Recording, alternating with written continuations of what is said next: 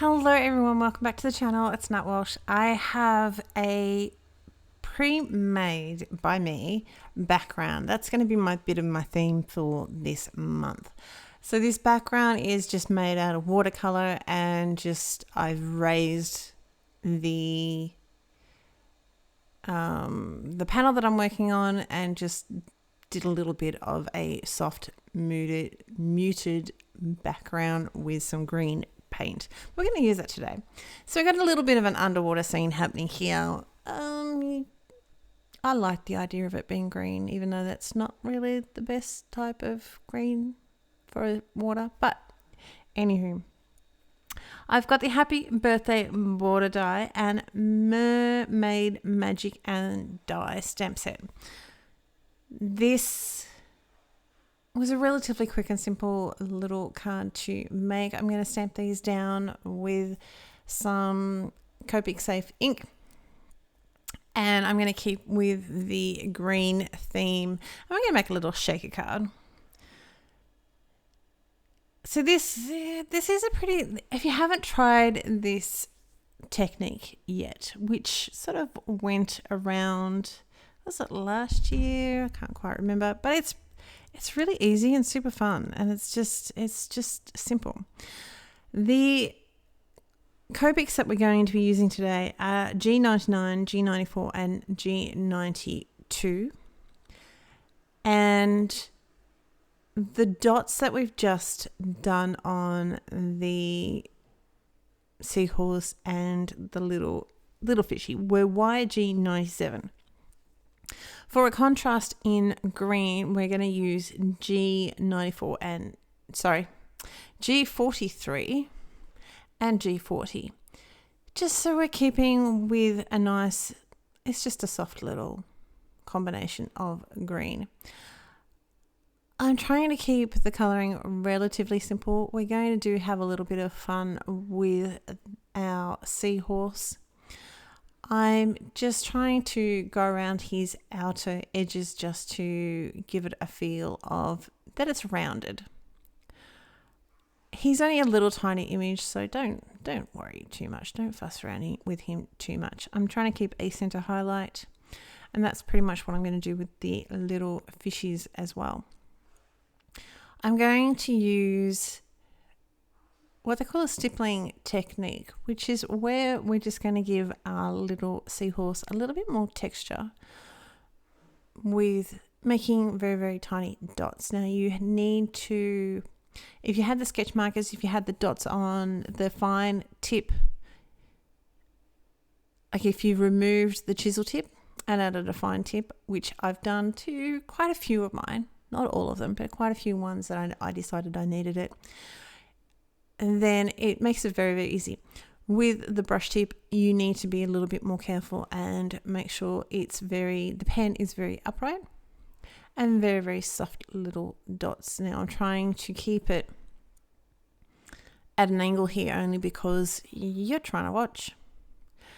But I am very, very lightly going over and just giving some dots in the darker area. And then I'm going to go through with my G94 and do the same. And just sort of in the darker areas. And we're going to go through in with our G82 and do the same. My other two fishies are just going to have the lighter combination that we talked about beforehand, and the fin of my seahorse is going to have the same combination. But it's just two colors, so we're just keeping it very, very simple. Very, very simple indeed. And as I said, this is going to be a shaker mix, so some of my fish are going to be very, very hidden because I'm not going to put too much of a shaker material in this because it isn't very, you don't have an awful lot of, what's the word? There's no walls to this. It's going to go flat underneath the back of the panel. So there's no height to it. So you can't fill it up too much and have a lot of bulk. So some of my fishies are going to be a little bit hidden at times, depending on how much you shake the card. So it still moves. I don't know whether you can hear that. Can you hear that? It's very, very soft, but it still moves. But sometimes, you're going to have a little bit of glitter over things. I've cut these out with the dies. Now, I'm not that great with the dies. I did have to do a little bit of work, and I wanted to trim out the center of my seahorse, because I wanted him, as you can see there, to sort of wrap around like seahorses do. With they hold on to, they hold on to things. Just trying to put a little bit of glue just to make him stick a little bit better onto my strip of Happy Birthday.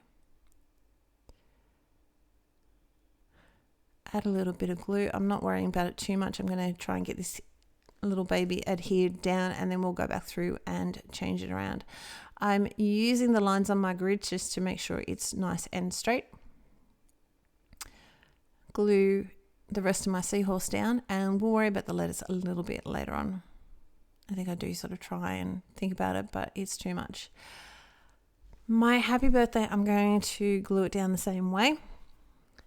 I've adhered a little fish in behind my Happy, but my next little fish is just going to be sort of a little bit lower on my birthday. He's not going to be hidden.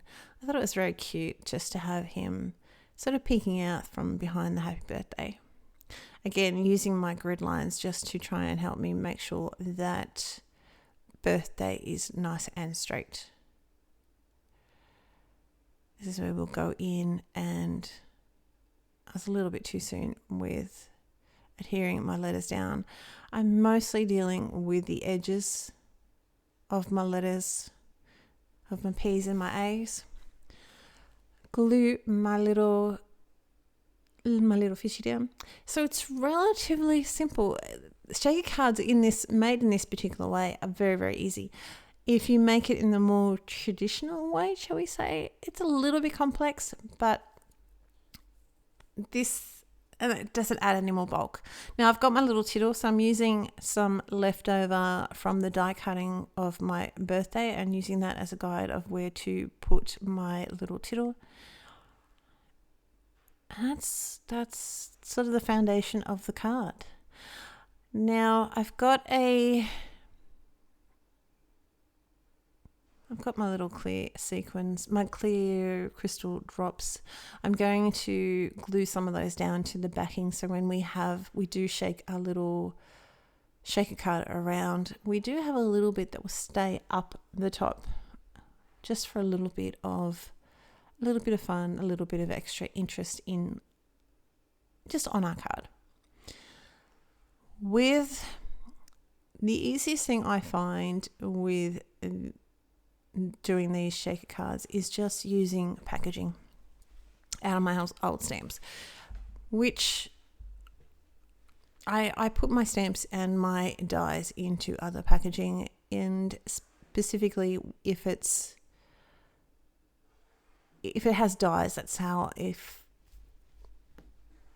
going to store it, sort of thing. So I've got this sheet now. I'm going to do an oops here. I do figure out my way around it, sort of thing, but you may end up yelling at your screen. I do work it out, but it does take me a little while. I don't have a lot of room on the sides of this panel, but I don't care. That's all good. It's going to work just fine because we're going to make sure it's nice and firmly stuck down. I've got extra wide tape. Do you need this wide? No. Was it the first thing that I could put my hands on? Yes. So that's what we're going to go with. Turn him over, put him down on the plastic, and can we figure out what I'm doing wrong? I haven't. Not yet. And that's where I just figured out I'm totally I'm doing something weird here. So we've only got a tiny little bit, but we're going to push that over into the tape. I'm also going to, when I adhere it onto the card base, that's going to sort of cover that or the extra stick, and also help it make sure that it doesn't come apart even more. A little bit of tape, well, a good chunk of tape on the top and the bottom. I'm going to take that backing off and just try and fold it down. Now you do end up with little corners. I'm going to trim him off. That's not going to change how our design sits. I'm using a little bit of glitter out of my stash, getting it over my table. All good. I don't have an awful lot of shake and mix that are currently available, but this one is an older one that we've used called Gem Flakes. So he's a little bit older, so I do apologize for that, but I wanted to something not very colorful and just nice and simple to go with my card. So that's pretty much my card. All I really need to do now is stick him down onto my card base. We're going to raise him up with a little bit of foam, and that is it. So it's honestly, it's a really simple way to make shaker cards. And sometimes that's the best thing, isn't it? When you have really, really simple ideas, you go, why didn't I think about that sooner? But that is my card for today. I hope you're well. If you liked what you saw today, hit the subscribe button and hit the like button and leave us a little comment of love down the bottom. And I will talk to you very, very soon. Take care. Bye.